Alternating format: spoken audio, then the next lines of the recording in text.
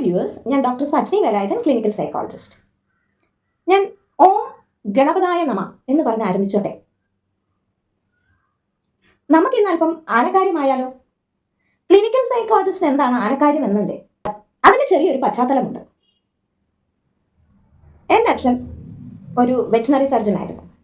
1977 കാലഘട്ടങ്ങളിൽ പാലായിൽ തൻ്റെ ചെറുപ്പകാലത്തിൽ അവിടെ നിറയെ തിരക്കേറിയിരുന്ന ഒരു വെറ്റിനറി സർജൻ. അതായിരുന്നു എൻ്റെ ഓർമ്മ തുടങ്ങിയ കാലഘട്ടത്തിൽ എൻ്റെ അച്ഛനെ കുറിച്ചുള്ള ഒരു ഓർമ്മ. പാലായിലുള്ള വെറ്റിനറി ഹോസ്പിറ്റലിൻ്റെ കെട്ടിടത്തിൻ്റെ ഭാഗമായ വീട്ടിൽ തന്നെയാണ് ഞാൻ താമസിച്ചിരുന്നത്. ദിവസേന ഷീല എന്ന് പറയുന്ന ഒരു ആന വരികയും മാമ്പഴം കൊടുക്കുകയൊക്കെ ചെയ്യുമായിരുന്നു. അതിൻ്റെ ചികിത്സാ രീതികളൊക്കെ കാണുകയും കുറേ കാലഘട്ടങ്ങളിൽ ചിലപ്പോഴൊക്കെ ചികിത്സ ചെയ്യുമ്പോൾ കൂടെ പോകാനായിട്ട് സാധിച്ചിട്ടുണ്ട്. അതെല്ലാം ഒത്തിരി നല്ല ഓർമ്മകളാണ്. എനിക്കാണെ ഭയവും കൂടിയാണ് അതെങ്ങനെ വന്നതെന്നുള്ളൊരു കഥയും കൂടിയുണ്ട്. അതെന്താണെന്ന് വെച്ചാൽ, ഞാൻ 7ൽ പഠിക്കുമ്പോഴായിരുന്നു ഞങ്ങൾ പോകുന്ന ആരാധനാലയത്തിൽ ആന മതപ്പാടായി ഇളകി ആനപ്പാപ്പാനെ കൊന്നു. മംഗലം എന്ന സ്ഥലത്താണ് നടക്കുന്നത്. അപ്പോൾ ഞങ്ങളുടെ വീട്ടിൽ നിന്നും അച്ഛനും അന്ന് പോയിട്ട് തൃശ്ശൂരിൽ നിന്ന് പണിക്കർ സാറിനെ വിളിച്ച് ആനെ മയക്ക് വെടി വെക്കാൻ പോയ ആ രാത്രി ഞാൻ ഒരിക്കലും മറക്കത്തില്ല. 7ൽ പഠിക്കുന്ന ഞാൻ അന്ന് നേരം വെളുക്കുന്നിടത്തോളം ഉറക്കളച്ച് എൻ്റെ അച്ഛൻ തിരിച്ചു വരാനായിട്ട് കാത്തിരുന്നു. അതോടെ എനിക്ക് ആനയെ ഭയമായി തുടങ്ങി. ആനയെ പേടിയാണ്. ആനയെ ഇഷ്ടമാണ്, പക്ഷെ പേടിയാണ്. ഇപ്പോൾ ഇത് പങ്കുവെക്കാനുള്ള കാരണം, ഉത്സവ കാലത്തിൽ ഒത്തിരി അപകടങ്ങൾ ഉണ്ടാവുകയും ഒരു 48 മണിക്കൂറിനുള്ളിൽ തന്നെ 4 ജീവനും കുറേ പേർക്ക് പരിക്കുകൾ ഏൽക്കുന്ന ഒത്തിരി ദയനീയ അവസ്ഥകൾ ഉണ്ടാകുന്നത്. പ്രത്യേകിച്ച് ഈയിടെ പാപ്പാനെ കുത്തിക്കൊന്ന നാരായണൻകുട്ടിയുടെ നാട്ടുകാരിയും കൂടെ ആയതുകൊണ്ട് ഇതൊന്ന് പങ്കുവെക്കണമെന്ന് തോന്നി. അതിൽ നമ്മൾ മനുഷ്യരുടെ ആവശ്യത്തിനാണല്ലോ ഉത്സവങ്ങളും എല്ലാ സാംസ്കാരിക കാര്യങ്ങളും നടക്കുന്നത്. അതിൽ നമ്മൾ മനുഷ്യർക്ക് ഉത്തരവാദിത്തമില്ലേ? അപ്പോൾ നമ്മൾ ഓരോരുത്തരും ബോധവാന്മാരും ബോധവതികളും ആവേണ്ടത് അത്യന്താപേക്ഷിതമാണ്. അതുകൊണ്ട് തന്നെ ആന നിയമത്തെ പറ്റി ഒന്ന് പങ്കുവെച്ചോട്ടെ. അതിൽ എന്തൊക്കെ കാര്യങ്ങളാണ് പറയുന്നതെന്ന് ചിലതെല്ലാം നമുക്കറിയാം, എങ്കിലും അതെന്താണെന്ന് നമുക്കൊന്ന് നോക്കിയാലോ? Kerala captive elephants management and maintenance rules 2012. ഘോഷയാത്രകൾക്കും പ്രദർശനങ്ങൾക്കും ആനകളെ ഉപയോഗിക്കുമ്പോൾ ആനകൾ തമ്മിൽ മതിയായ അകലം പാലിക്കണം. മതപ്പാടുള്ള ആനകളെ ഉപയോഗിക്കാൻ പാടുള്ളതല്ല. അസുഖങ്ങളോ പരിക്കുകളോ ദുർബലമായതോ ആയ ആനകളെയോ ഗർഭിണിയായ ആനയോ ഉപയോഗിക്കാൻ പാടില്ല. ആനകളുടെ കൈകാലുകൾ തമ്മിൽ ബന്ധിക്കുന്ന ചങ്ങല, മുള്ളുകമ്പി പോലുള്ള കൂർത്ത അഗ്രമുള്ള സാധനങ്ങൾ ഉപയോഗിക്കാൻ പാടില്ല. ആനകളെ ചൂടായി കിടക്കുന്ന ടാർ റോഡിലൂടെ റെസ്റ്റ് കൊടുക്കാതെ വളരെ നേരം നടത്താൻ പാടില്ല. ആനകളുടെ സമീപത്ത് പടക്കങ്ങൾ പൊട്ടിക്കാൻ പാടില്ല. ഉത്സവങ്ങൾക്ക് തീവെട്ടി ഉപയോഗിക്കുമ്പോൾ ആനകളുടെ സമീപത്തു നിന്നും ദൂരെയായി മാത്രമേ ഉപയോഗിക്കാവൂ. ആനകൾക്ക് മതിയായ ഭക്ഷണവും വെള്ളവും നൽകുന്നു എന്ന് ഉറപ്പുവരുത്തുക. പൊള്ളുന്ന വെയിലിൽ ആനകളെ നിർത്തുമ്പോൾ ആനകൾക്ക് വെയിൽ ഏൽക്കാതിരിക്കാനുള്ള സൗകര്യങ്ങൾ ഉറപ്പുവരുത്തണം. ഉത്സവങ്ങൾക്ക് 5ഓ അതിലധികമോ ആനകൾ ഉണ്ടെങ്കിൽ മൃഗഡോക്ടറുടെ സേവനം ലഭ്യമാക്കണം. ഉത്സവങ്ങൾക്കോ ആഘോഷങ്ങൾക്കോ ആനകളെ പങ്കെടുപ്പിക്കുന്നുവെങ്കിൽ മുൻകൂറായി 72 മണിക്കൂറിനകം അടുത്തുള്ള ഫോറസ്റ്റ് റേഞ്ച് ഓഫീസറെയോ പോലീസ് ഓഫീസറെയോ അറിയിക്കണം. എഴുന്നള്ളിപ്പുകൾക്ക് ആനകളുടെ കാലുകളിൽ ചങ്ങലയും മേൽച്ചങ്ങലയും കൊണ്ട് ബന്ധിച്ചിരിക്കണം. ആനപ്പാപ്പാന്മാർ ആനകളെ കൈകാര്യം ചെയ്യുമ്പോൾ മദ്യപിച്ചിട്ടില്ല എന്ന് ഉറപ്പുവരുത്തണം. 1.5 മീറ്റർ ഉയരത്തിൽ കുറഞ്ഞ ആനകളെ ഉത്സവങ്ങൾക്ക് പങ്കെടുപ്പിക്കാൻ പാടില്ല. ഓരോ ആനകൾക്കും പബ്ലിക് ലയബിലിറ്റി ഇൻഷുറൻസ് സ്കീമിൽ 3 ലക്ഷം രൂപയുള്ള പരിരക്ഷ എടുത്തിരിക്കണം. ഇതാണ് 2012 എഴുതിയിരിക്കുന്ന നിയമം. ഈ പ്രോട്ടോകോൾ പാലിച്ചാൽ തന്നെ നമ്മൾക്ക് ഒത്തിരി അപകടങ്ങൾ നമുക്ക് ഒഴിവാക്കാം. അതിൽ പടക്കം പൊട്ടിക്കുമ്പോൾ ആന വരണം എന്നുള്ളത് നമുക്കറിയാം. പടക്കം പൊട്ടിക്കുകയും ആനയെ എഴുന്നള്ളിക്കുകയും ചെയ്യണമെന്ന എല്ലാ നിർബന്ധങ്ങളും നമ്മളിൽ ഉണ്ടാവുന്ന നല്ലല്ലോ. ഇതിനകത്ത് ഒരു സൈക്കോളജിസ്റ്റിന് എന്താ റോളെന്നല്ലേ? സൈക്കോളജി എന്ന് പറയുന്ന സ്വഭാവത്തിൻ്റെ പഠനമാണ്, സ്റ്റഡി ഓഫ് ബിഹേവിയർ. അതിൽ സൈക്കോളജിക്ക് പലതരം വിഭാഗങ്ങളുണ്ട്. അതിലൊന്നാണ് ആനിമൽ സൈക്കോളജി. ഇതിനകത്ത് സോഷ്യൽ സൈക്കോളജിയുടെയും ചില കാര്യങ്ങൾ വരുന്നു, സമൂഹവുമായിട്ട് ബന്ധപ്പെട്ടിട്ടുള്ള സൈക്കോളജി. സോ അത് രണ്ടിനെ കുറിച്ചും ഒന്ന് പങ്കുവെക്കാമെന്ന് ഞാൻ വിചാരിക്കും. അപ്പോൾ ഇതിനു മുമ്പ് നടന്ന ഒരു സംഭവം കൂടെ എൻ്റെ മനസ്സിലേക്ക് ഓടി വരികയാണ്. ഒരിക്കൽ എൻ്റെ ഒരു സുഹൃത്തായ ക്ലിനിക്കൽ സൈക്കോളജിസ്റ്റ് എന്നെ വിളിക്കുകയുണ്ടായി. എന്തിനെന്നല്ലേ,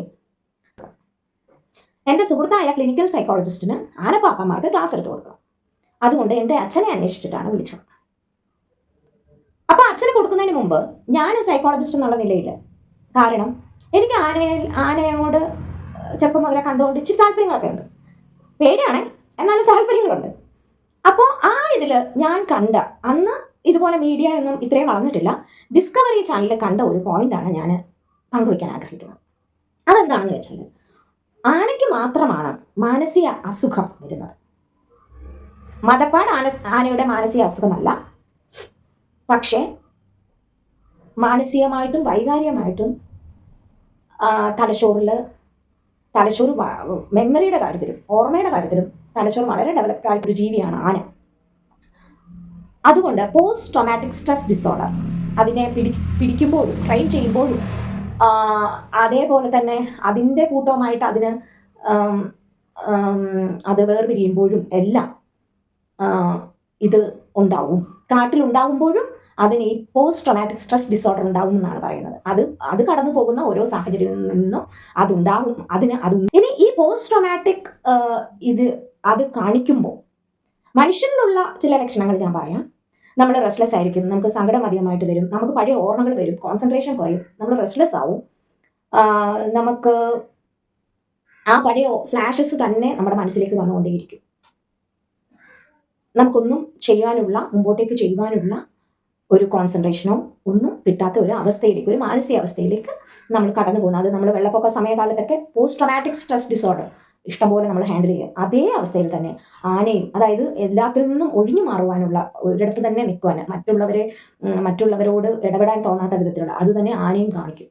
ഒറ്റപ്പെട്ട് നിൽക്കുവാനുള്ളതും, അതേപോലെ തുമ്പിക്കൈ ഇങ്ങനെ റെസ്റ്റ്ലെസ് ആയിട്ട് കാണിക്കുക. തുമ്പിക്കൈ സന്തോഷത്തോടെ ആട്ടുന്ന ലക്ഷണങ്ങളുണ്ട്, സന്തോഷത്തോടെ ചെവി ആട്ടുന്ന ലക്ഷണങ്ങളുണ്ട്, ദേഷ്യം വരുമ്പോൾ അത് പ്രകടിപ്പിക്കുന്ന ഒരു സ്വഭാവമുണ്ട്. അതേപോലെ പോസ്റ്റ് ട്രോമാറ്റിക് സ്ട്രെസ് ഡിസോർഡർ കാണുമ്പോൾ നമുക്കറിയാം എല്ലാ മൃഗങ്ങളിലും ഒരു ഫേഷ്യൽ എക്സ്പ്രഷൻ ഉണ്ട്. അത് മൃഗസ്നേഹികൾക്ക് മനസ്സിലാവും. എന്തോ പറയുന്ന നായ ചിരിക്കും, പൂച്ചയുടെ സ്വഭാവ രീതികൾ ഒക്കെ നമ്മൾ അതിനെ ശ്രദ്ധിച്ചാൽ നമുക്ക് അതിൻ്റെ ഇതിൽ നിന്ന് പ്രകടമാകുന്ന വൈകാരിക അവസ്ഥകൾ നമുക്ക് മനസ്സിലാക്കും. തന്നെ മതപ്പാടെന്നുള്ള സമയത്ത് നമ്മൾ അതിനെ പരിചരിക്കേണ്ട കാര്യങ്ങൾ, കാരണം വനത്തിലാണെങ്കിൽ മതപ്പാടുള്ള സമയത്താണ് അത് ചേരുന്നതെന്ന് എന്നൊരു വിവരം എനിക്ക് മനസ്സിലായിട്ടുണ്ട്. അങ്ങനെയെങ്കിൽ അതിന് എത്രമാത്രം ബുദ്ധിമുട്ടുകൾ ഉണ്ടാവാം. അപ്പോൾ അതിന് ഒരു കെയറിങ് കൊടുക്കുക എന്നുള്ളത് വളരെ പ്രധാനപ്പെട്ട കാര്യമാണ്. അതേപോലെ തന്നെ അതൊരു വലിയ ജീവിയാണ്. അത് ചെറുതായിട്ടൊന്ന് അനങ്ങുമ്പോൾ തന്നെ നമ്മൾ, അതായത് അത് ചിലപ്പോൾ അതിൻ്റെ തുമ്പിക്കൈ ഇട്ടിട്ടൊന്ന് തട്ടിയതേ ഉള്ളായിരിക്കും, അല്ലെങ്കിൽ കാല് വെച്ച് ഇങ്ങനെ ഒന്ന് കാണിച്ചിട്ടേ ഉള്ളായിരിക്കും, അല്ലെങ്കിൽ അത് അതിൻ്റെ ഇഷ്ടക്കേട് ഒരു പ്രത്യേക രീതിയിൽ കാണിച്ചതേ ഉള്ളായിരിക്കാം. പക്ഷെ അത് ഭയാനകം തന്നെയാണ്. 2019 cellular and molecular biology CCMB നടത്തിയ ഒരു പഠനത്തിൽ ഈ ഉത്സവങ്ങളിൽ എഴുന്നള്ളിക്കുന്ന ആനകളുടെ മാനസിക അവസ്ഥ, ലെവൽ ഓഫ് സ്ട്രെസ്, അതായത് നമ്മൾ നേരത്തെ തന്നെ പറഞ്ഞല്ലോ, മനുഷ്യനിൽ നമ്മുടെ ഹോർമോണൽ വ്യതിയാനങ്ങൾ കൊണ്ടാണ് മാനസികമായിട്ടുള്ള ബുദ്ധിമുട്ടുകൾ ഉണ്ടാകുക. അപ്പോൾ അവരുടെ സ്ട്രെസ് ഹോർമോൺസ് കൂടുതലായിട്ടാണ് കാണുന്നത് എഴുന്നള്ളിക്കുന്നത്. അതായത് അവർക്ക് ഉറക്കളച്ചും വളരെ ദീർഘനേരം നിൽക്കുകയൊക്കെ ആനയ്ക്ക് വേണം. അപ്പോൾ അതുകൊണ്ട് അതിൻ്റെ രോഗപ്രതിരോധ ശക്തികളും അതിൻ്റെ തലച്ചോറിൻ്റെ സെൽസും ഒക്കെ ഡാമേജ് ആകുന്നു എന്ന് ശാസ്ത്രീയപരമായ പഠനങ്ങൾ തെളിയിച്ചു എന്നാണ് ആ പഠനം പറയുന്നത്. പ്രത്യേകിച്ച് കഥകളി പോലുള്ള കലാരൂപങ്ങളിൽ നമ്മൾ ഉടുത്ത് കെട്ടുമ്പോൾ, ഉറക്കളയ്ക്കുമ്പോഴും നമ്മളെ പരിചരിക്കാൻ ഞാൻ കണ്ടിട്ട് ആ ഒരു മേഖലയിൽ മാത്രമാണ് വളരെ സംരക്ഷണയോടെ ആ വേഷം കെട്ടിക്കുകയോ അഴിക്കുകയോ ഒക്കെ ചെയ്യുന്നത്. അതിൻ്റെ ഒരു അത്ര ചിട്ടയോട് തന്നെയാണ് ചെയ്യുന്നത്.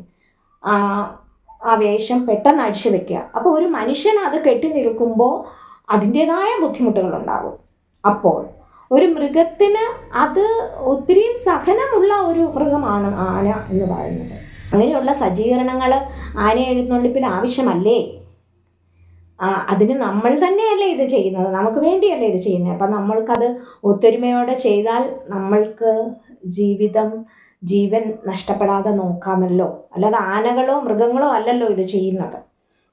സൈക്കോളജിയിലെ വേറൊരു ഭാഗം, അതായത് സോഷ്യൽ സൈക്കോളജി, അതായത് മനുഷ്യൻ സമൂഹമായി ഒരു മനുഷ്യൻ്റെ ബിഹേവിയർ തന്നെ വേറൊരാളെ സ്വാധീനിക്കപ്പെടുകയും അങ്ങോട്ടും ഇങ്ങോട്ടുമുള്ള നമ്മളുടെ സഹകരണത്തിലുണ്ടാകുന്ന ആ ഒരു ബിഹേവിയറിനെ പഠിക്കുന്നതാണ്, സാമൂഹ്യ വ്യവസ്ഥിതിയിലുള്ള ഒരു സ്വഭാവങ്ങളെ പഠിക്കുന്നതാണ് സോഷ്യൽ സൈക്കോളജി. അപ്പോൾ തന്നെ ഒരു ഗ്രൂപ്പ് കൂട്ടായി വരുന്നത് ആണ് ഉത്സവങ്ങൾ. അവിടെ നമ്മൾക്കെല്ലാം അറിയാവുന്ന കാര്യങ്ങളാണ്, എന്തൊക്കെയാണ് ചെയ്യേണ്ടതെന്ന് നന്നായിട്ട് അറിയാവുന്ന ആൾക്കാരാണ് കേരളം.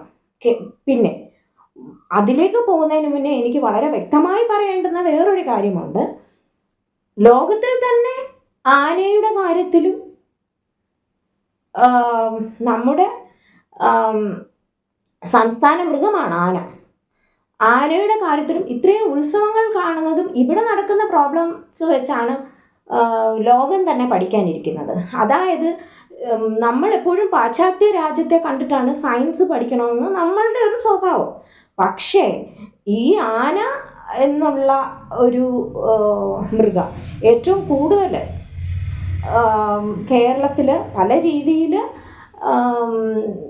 ഇന്ത്യ ഒട്ടാകെ മറ്റു പല രാജ്യങ്ങളിലുണ്ടെങ്കിലും കേരളത്തിൽ വളരെയധികം കാര്യങ്ങളിൽ ആനയെ ഉപയോഗിക്കുന്ന ഇത് ലോകം ചിലപ്പോൾ നോക്കി പഠിക്കേണ്ടുന്ന ഒരു സ്ഥലമാണ് കേരളം. സോ നമ്മൾ അതിൽ ഇനിയും ശാസ്ത്രീയപരമായിട്ട് കുറേ ഉയരേണ്ടിയിരിക്കുന്നെന്ന് തന്നെയാണ് എനിക്ക് മനസ്സിലാവുന്നത്. കുറ്റിങ്ങൽ വെടിക്കെട്ട് അപകടം നടക്കുമ്പോൾ ആദ്യം അവിടെ എത്തുന്ന ഒരു ക്ലിനിക്കൽ സൈക്കോളജിസ്റ്റാണ് ഞാൻ. അന്ന് ആദ്യം തന്നെ അനേകം പുരുഷന്മാർ വന്ന് കരഞ്ഞുകൊണ്ട് തന്നെ അവരുടെ മാനസിക വ്യത അവർക്കൊന്ന് സംസാരിച്ചാൽ മതി എന്ന് പങ്കുവെക്കുമ്പോഴും അവർ പറഞ്ഞ ഒരു കാര്യമുണ്ട്, വെടിക്കെട്ട് നിർത്താൻ പറ്റത്തില്ല. കാരണം അന്നും അവിടെ പ്രോട്ടോകോൾ പാലിക്കാത്തത് കൊണ്ടാണ് അവിടെ ഒരു അപകടം സംഭവിച്ചതെന്നാണ് നമുക്കവിടെ മനസ്സിലാക്കാൻ സാധിച്ചത്. അപ്പോൾ ഉപ്പിനെ നമ്മൾ കൈകാര്യം ചെയ്യുമ്പോൾ നമ്മൾ ഒരു നല്ലൊരു പ്ലാനിങ് ഒരു ഉത്സവം നടത്തുമ്പോൾ ഉണ്ടായിരിക്കണം. അതായത് ക്രൗഡിന് കൊടുക്കേണ്ട നിർദ്ദേശങ്ങൾ, ഇപ്പോൾ പ്രോട്ടോകോൾ പാലിച്ചു കഴിഞ്ഞാൽ അവിടെ അത്രയും ബുദ്ധിമുട്ട് വരുത്തില്ല. അതേപോലെ തന്നെ റിസ്ക് അസസ്മെൻറ്റ്, എന്തൊക്കെ പ്രശ്നങ്ങൾ ഉണ്ടാകാം അതൊക്കെ നമ്മൾ പെട്ടെന്ന് തല്ലു കൂട്ടുന്ന ഒന്നാവരുത് ഉത്സവങ്ങൾ. നമ്മൾക്ക് ഇപ്പോൾ ആന വരുമ്പോഴത്തേനും ഇന്നടത്ത് പടക്കം പൊട്ടിച്ചാൽ പ്രശ്നമാവും, ഇച്ചിരി ദൂരത്ത് പൊട്ടിച്ചാൽ അത്രയും പ്രശ്നം വരത്തില്ല. അതേപോലെ തന്നെ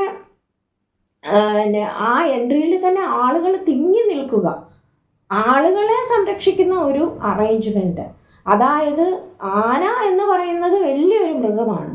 അത് ചെറുതായിട്ട് കാലുകളും കൈകളും ഒക്കെ ചലിപ്പിക്കുമ്പോഴോ അതിൻ്റെ ഇഷ്ടക്കേട് ഇങ്ങനെ കാണിക്കുമ്പോഴോ നമുക്കത് പ്രശ്നമായിട്ട് വരികയാണ്. അവസാനം ആന കിലുക്കത്തിലെ രേവതിയെ പോലെ ഞാൻ അത്രേ ചെയ്തുള്ളൂ ആനയെ സംബന്ധിച്ചിടത്തോളം ഞാൻ അത്രേ ചെയ്തുള്ളൂ. ആ വീതിയിൽ നിന്ന് മാറി നിൽക്കേണ്ടതും ഒഴിപ്പിക്കേണ്ടതും എല്ലാം വളരെ പ്രധാനപ്പെട്ട ഒരു കാര്യമാണ്. ആ കൊണ്ടുവരുന്ന ആനയും ആനപ്പാപ്പാന്മാർക്കും വേണ്ടുന്ന സജ്ജീകരണങ്ങൾ ചെയ്തു കൊടുക്കേണ്ടത് നമ്മൾ ജനങ്ങൾ തന്നെയാണ്. ഇതാരാണോ അതിനെ സംഘടിപ്പിക്കുന്നത്, അല്ലെങ്കിൽ നാട്ടുകാരും ചേർന്നാണല്ലോ ഇത് സംഘടിപ്പിക്കുന്നത്. അപ്പം അത് നമ്മുടെ ഉത്തരവാദിത്വമാണെന്ന് നമ്മൾ ഉറച്ച തീരുമാനം എടുക്കണം. ഒരു ഇവൻറ്റ് നടത്തുമ്പോൾ നമ്മൾ റിഹേഴ്സൽസ് നടക്കും. സോ ആന ഇന്നടുത്തുനിന്ന് എൻ്റർ ചെയ്ത് വന്ന് ഇന്നടുത്തുനിന്ന് ഇറങ്ങിപ്പോകുന്നു. സോ ഇന്ന സാധ്യതകൾ ഉണ്ടാകാൻ ചാൻസ് ഉണ്ട്. അതാണ് റിസ്ക് അസസ്മെൻറ്റ് എന്ന് പറയുന്നത്. അതൊരു ഗ്രൂപ്പ് ബിഹേവിയർ, ഇത്രയും ഒരു മോബ് അല്ലെങ്കിൽ ഇത്രയും ജനക്കൂട്ടം അവിടെ എത്തുമ്പോൾ ആ ഒരു ഇവൻറ്റ് നടത്തുമ്പോൾ അങ്ങനെ ഒരു പ്ലാനിങ് ക്ലിയർ ആക്കി വെക്കേണ്ടതാണ്, പ്രിക്കോഷൻസ് ക്ലിയർ ആക്കി എടുക്കേണ്ടതാണ്. ക്രമീകരണങ്ങൾ, വോളണ്ടിയേഴ്സ്, അതേപോലെ നേരത്തെ തന്നെ ഉത്സവം അരങ്ങേറുമ്പോൾ തന്നെ നേരത്തെ തന്നെ ഇപ്പോൾ ഒരു അമ്പലത്തിലേക്ക് വരുന്നവരൊക്കെ തന്നെയാണല്ലോ ഉത്സവത്തിൽ പങ്കെടുക്കുന്നത്. നമ്മൾക്ക് നോട്ടീസ് കിട്ടുന്നു, അത് കിട്ടുന്നു. അതിലൊക്കെ തന്നെ നമ്മൾ ശ്രദ്ധിക്കേണ്ട കാര്യങ്ങൾ, ഇൻസ്ട്രക്ഷൻസ് കൊടുത്താൽ തീർച്ചയായിട്ടും ജനങ്ങളത് പാലിക്കുക തന്നെ ചെയ്യും. കോവിഡ് കാലഘട്ടത്തിൽ നമ്മൾ പാലിച്ച പോലെ ഊന്നൽ കൊടുത്തുകൊണ്ട് ഈ ഇൻസ്ട്രക്ഷൻസ് കൊടുക്കുകയാണെങ്കിൽ തീർച്ചയായിട്ടും ജനങ്ങളത് പോകെ പാലിക്കപ്പെടുന്നതാണ്. ഒരു പ്രധാനപ്പെട്ട പോയിന്റാണ്, ആനയ്ക്ക് ആഹാരം ഭയങ്കര ഭക്ഷണപ്രിയനാണ് ആന. അപ്പോൾ നമ്മൾ പ്രോട്ടോകോൾ പ്രകാരം നമ്മൾ നിറയെ ഭക്ഷണം ഒക്കെ കൊടുത്തു വേണം അതിനെ സംരക്ഷിച്ചുകൊണ്ട് വേണം എഴുന്നള്ളിക്കാനെന്ന് പ്രത്യേകം പറഞ്ഞിട്ടുണ്ട്. ഇതിൽ 2 വീഡിയോകൾ ഞാൻ കണ്ടത് റെഫർ ചെയ്തുകൊണ്ട് തന്നെ ഞാൻ പറയാം. ഒരിടത്ത് ഒരു ആന അത് എഴുന്നള്ളിക്കാൻ തുടങ്ങുമ്പോൾ തന്നെ അതിന് ഈ പറഞ്ഞ പോലെ അതിൻ്റെ മുഖഭാവം കണ്ടാൽ അറിയാം. ശർക്കര കണ്ടപ്പോൾ അതിന് വേണം, അത് കൊതി കൊണ്ടല്ല, വിശന്നിട്ടാണ്. എനിക്ക് എഴുന്നള്ളിപ്പ് വയ്യ എന്നത് കാണിക്കുന്നുണ്ട്. എനിക്ക് ഇച്ചിരി ശർക്കരയൊക്കെ താ, ഞാൻ ചെയ്തോളാം. അപ്പോൾ ഒരു ശർക്കര കൊടുത്തിട്ട് അവിടെ നിർത്തുവാണ് പാപ്പൻ. അതിനൊരു ശർക്കര പോരാ, അതിന് വിശക്കുന്നുണ്ട്. അത് തിരിഞ്ഞടിച്ചിട്ട് തിരിച്ചത് പോയിട്ട് നിറയെ കിണറ്റിൽ നിന്ന് വെള്ളം എടുത്ത് തലയിൽ ഒഴിക്കുകയും കുടിക്കുകയും ചെയ്യുവാണ് ചെയ്യുന്നത്. ആ ഒരു വീഡിയോ ശ്രദ്ധിക്കുകയാണെങ്കിൽ. പിന്നെ വേറൊരു വീഡിയോയിൽ നെല്ലെടുത്തു, ഒരു കൈ എടുത്തു, പാപ്പൻ അത് അനുവദിച്ചു. പക്ഷെ അതിനൊരു കൈ പോരാ, അവിടെയാണത് വയലൻ്റ് ആവുന്നത്. സോ ഇങ്ങനെയുള്ള കാര്യങ്ങൾ ടേക്ക് കെയർ ചെയ്യാൻ നമ്മൾ കൊച്ചു കുഞ്ഞുങ്ങളെ ആണെങ്കിലും അവർക്ക് ഫുഡ് കൊടുത്തിട്ടില്ല നമ്മൾ ഓരോരുത്തരത്തേക്ക് കൊണ്ടുവന്ന് അമ്മമാരുടെ പേരൻറ്റിങ്ങിൽ ഉള്ളതാണ്. ഇല്ലെങ്കിൽ അവർ പ്രശ്നം ഉണ്ടാക്കും. കുഞ്ഞുങ്ങൾ ഇവർക്ക് സംസാരിക്കാൻ സാധിക്കാത്തതുകൊണ്ട് ഇവർ വേറെ രീതിയിലായിരിക്കും അത് പ്രകടിപ്പിക്കും. അവർ ടെമ്പർ ട്രാൻഡ്രംസ് അറിയും, അവർ വയലൻ്റ് ആവും. അപ്പോൾ ആന വയലൻ്റ് ആകുമ്പോൾ എന്തായിരിക്കും സ്ഥിതി? അതാണ് നമ്മൾ അനുഭവിച്ചുകൊണ്ടിരിക്കുന്നത്. അപ്പം അത് പ്രധാനപ്പെട്ട ഒരു കാര്യം തന്നെ.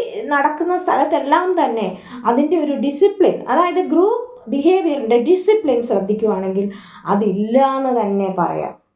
പിന്നെ ഈശ്വരനെ കുറ്റം പറഞ്ഞിട്ട് കാര്യമില്ല. ഈശ്വരനെ ആരാധിക്കുന്ന ആലയത്തിലുള്ള ഒരു അച്ചടക്കം ഈ അറ്റാക്ക് നടക്കുന്ന സ്ഥലത്ത് ഉണ്ടാവുന്നുണ്ടോ? നമ്മുടെ ഈശ്വരനെയും കൂടെ ഭജിച്ചുകൊണ്ട് വേണ്ടേ ഇതെല്ലാം ചെയ്യാൻ. അപ്പോൾ ഇത്രയും സജ്ജീകരണം, ആ അച്ചടക്കം വേണം എന്നുള്ളൊരു, അതായത് മദ്യപാനികൾ വന്ന് തൊട്ടിട്ട് ആരെ ഓടിപ്പോകുന്നത് ഞാൻ കണ്ടിട്ടുണ്ട്. അങ്ങനെ ഓരോ ഇൻസിഡൻറ്റിൽ അതിനെ ചൊടിപ്പിക്കുമ്പോൾ അത് വലിയ ശരീരമുള്ളൊരു ജീവിയാണെങ്കിലും കുഞ്ഞു മനസ്സിൻ്റെ ഉടമയാണ്, അതങ്ങ് ഓടിപ്പോകും. അത് പിന്നെ എവിടെയും അത്രയും വലിയ ശരീരമാണെങ്കിലും എവിടെയും ചെന്ന് കയറുകയും ചെയ്യും. അത് വിചാരിക്കുമ്പോൾ എവിടെയും ചെന്ന് കയറുകയും ചെയ്യും. പിന്നെ ഇറക്കി കൊണ്ടുവരാനാണ് പാട്. അപ്പം ഇതെല്ലാം നമ്മൾ കൺസിഡർ ചെയ്യണ്ടേ. മാതംഗലീലയിൽ ആന പാപ്പാന്മാരെ ആനയെ സ്നേഹിക്കുന്നവരായിരിക്കണമെന്നും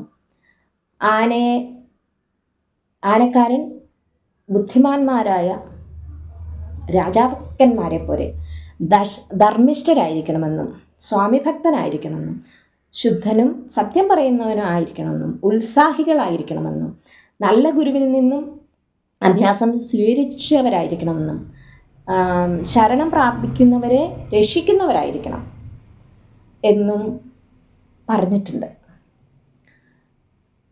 ഈ ആനയെയും ആനപ്പാപ്പാന്മാരെയും തൃശ്ശൂർ പൂരം പോലെയുള്ള പൈതൃകങ്ങൾ നിലനിർത്തുവാൻ ആവശ്യമായതുകൊണ്ട്, നമ്മുടെ സംസ്ഥാന മൃഗം ആനയായതുകൊണ്ടും നിലനിർത്തേണ്ടത് ആയതുകൊണ്ടും നമ്മൾ ജനങ്ങളായ നമ്മളെ സംരക്ഷിക്കപ്പെടേണ്ടത് മുഖ്യമായതുകൊണ്ടും നമ്മൾ ഓരോ സ്ഥലത്തും ഉത്സവങ്ങൾ സജ്ജീകരിക്കുമ്പോൾ അതിനു വേണ്ടുന്ന കാര്യങ്ങൾ നമ്മൾ സമൂഹമായിട്ട് ഒരു തീരുമാനമെടുത്താൽ നല്ലതല്ലേ? ഈ വീഡിയോ ഞാൻ എൻ്റെ മൃഗഡോക്ടറായ അച്ഛന് സമർപ്പിക്കുന്നു. നന്ദി, നമസ്കാരം.